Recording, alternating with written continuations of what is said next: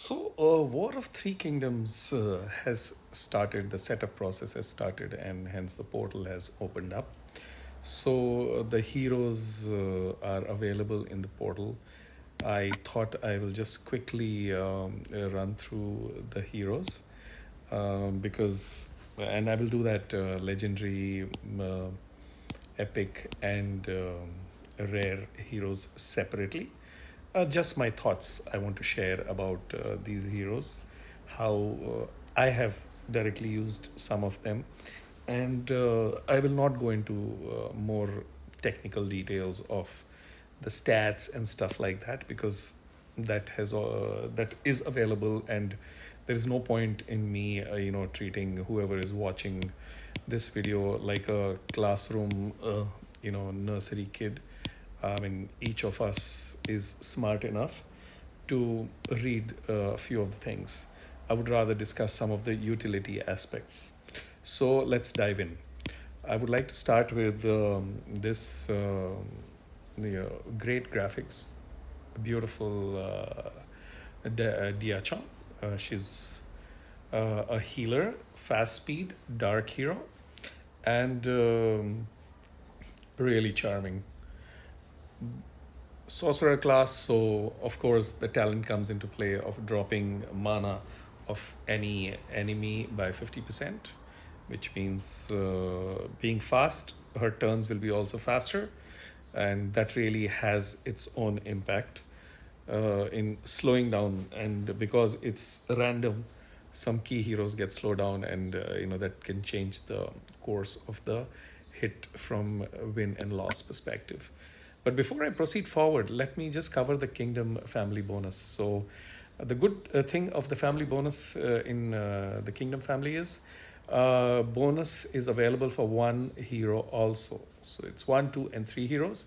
So three is the maximum, I guess. If you have four, it will still stop at three. So 2, 4, and 6% mana each time a minion is summoned to the hero, and 2, 3, 4% heal each time a minion is summoned to the hero.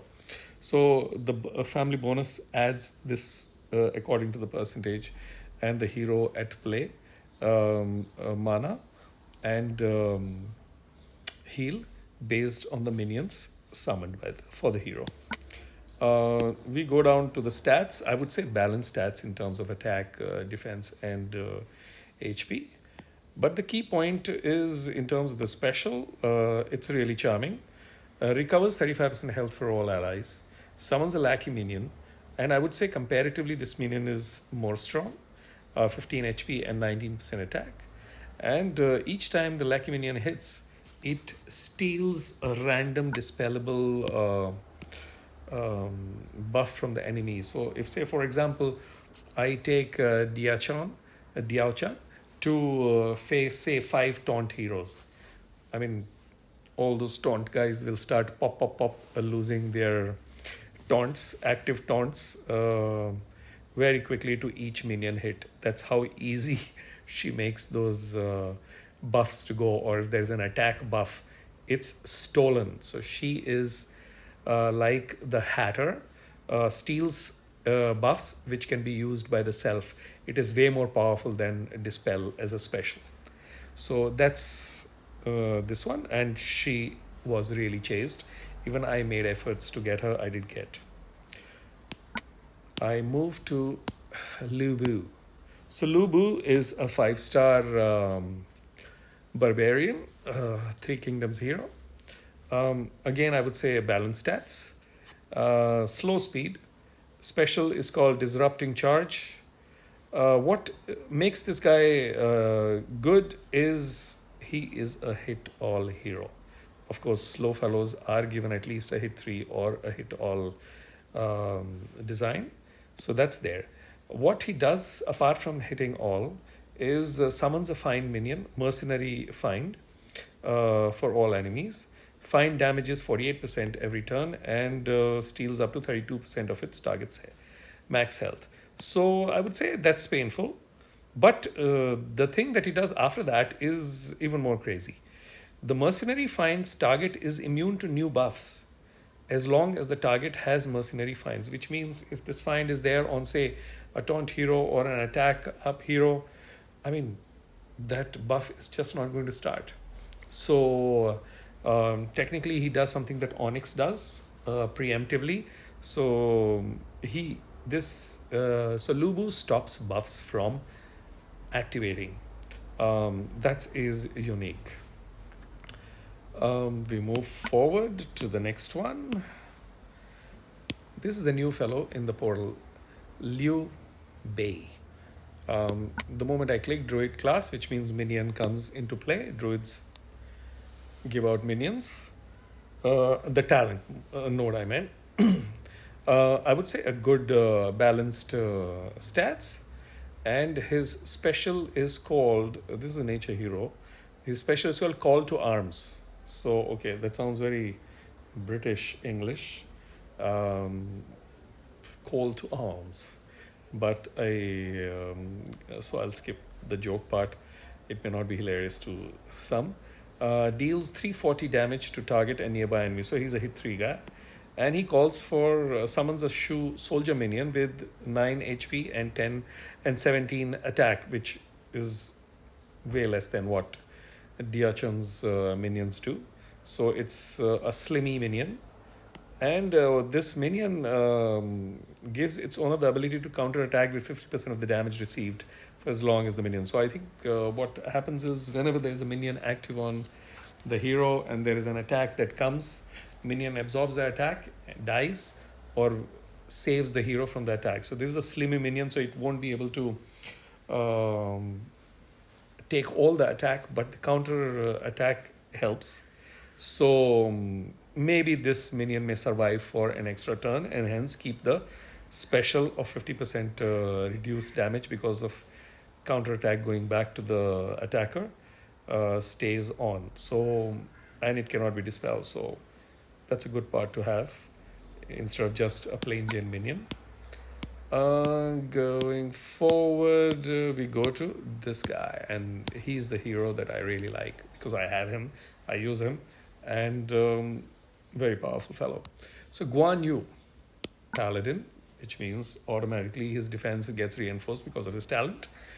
But going forward into his stats, high attack and balanced, I would say defense and HP.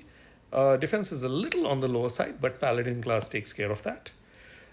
Green Dragon Crescent Blade, his animation is just fantastic when he fires the special. But even more amazing is he deals 390 damage to the target and nearby enemies, which is like, I would say it's a 75% snipe. This damage passes the target's minions, which means in today's Hulda dominated massive super beefy minion world, this 390 really causes pain. And then what happens? Too many minions, so there you get a second kick on your butt. The target and nearby enemies get minus 25 defense and a further minus 3 decrease for each minion owned by the enemies for 3 turns.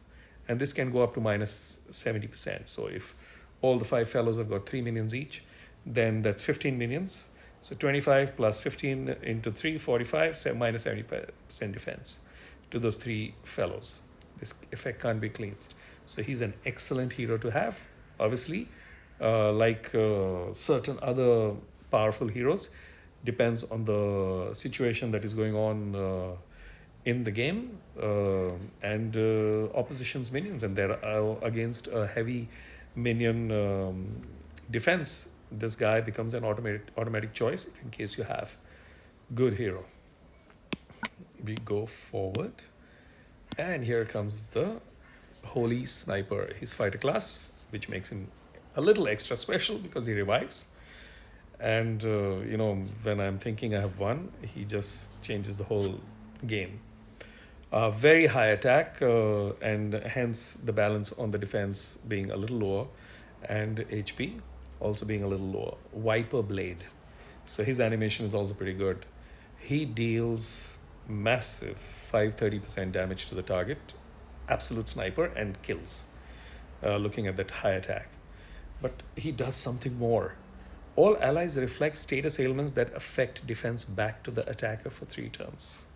So This is really useful because there are many times um, opposition brings heroes who are healers, and they also do attack down. It gets reflected back and gets used against them. There are attack heroes and hitter heroes who also do defense down. So an elemental defense down, and that also gets reflected and gets used against them. So if taking him on offense, it's that can be a nice strategy, and putting him on defense, obviously one of the wings, and he does I would say a fairly good job. I do worry when I see him on in the wing on defenses. Going forward is this guy. No, the moment so he's a sorcerer, which means he messes around with your mana. Thankfully, he's slow, so in most part of the play, he's not going to mess around so frequently with the mana of opposition because of the sorcerer dropping 50% mana of any target every turn. His turns are going to be less. When I look at his stats are designed very clearly to him for him to be a tank. So he's tanky. Moving straight forward, he's got one of the cool special headline, Martial Masterstroke. I mean, really, but I would like to believe, when I look at this long described special, there is some kind of a masterstroke in there. Okay, he has a Slimmy minion, which is a shoe soldier minion, which doesn't do much in terms of protection and beefy protection to the owner, but it reflects, so sends back. So he's 50% of the damage received back to the owner till the shoe minion is there. So it's something similar to the new green dude, nature dude, who has been doing that. Moving forward, he also has shoe gorilla find for all the enemies. So the find damages the enemy, and this is a very high damage, which is 65% comparatively when I look at the other find damages. And the shoe gorilla find absorbs healing again, which is high, because a lot of the absorption is in the 40s, and this one is 50% of the target's health. So again, I would say a beefed up find in terms of attack and health absorption. So there is some kind of a master stroke at play in here. When I look at this guy, so this guy has been given no direct hit ability. He's been kept slow as a design, and he's got specials from two of the heroes from within the kingdom. This guy's shoe minion, which reflect back 50% of the damage, and this dude's find, which absorbs, and so I think he's a cross between those two fellows, but I get a feeling that there is something missing in him. But then tanky guy, he's there to create disruption and also pain, which he's causing quite a bit. So I think from that particular perspective, he does his job. I faced him a few times. I haven't lost against him, but he has been an irritant. Okay, I've had the tiles and I have managed, but I would like to face him more to get a better idea. And I think this time in the portal, more of him is going to come out, and well, we'll face him. And maybe, I don't know, he may start a holy tank flow, because now the tanks need to move to another color. So that's me covering all the legendaries of Three Kingdom, the way I see it and the way I understand them. Please do share in case I have missed something or I need to correct something. I would be very happy and welcome that. Please like and subscribe if you like the content that's flowing through the channel.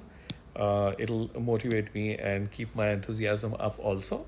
I would like to thank subscribers who have risen, and I think daily I get a few. So I'm really thankful for that trust and confidence and the motivation. And see you in the next video. Cheers.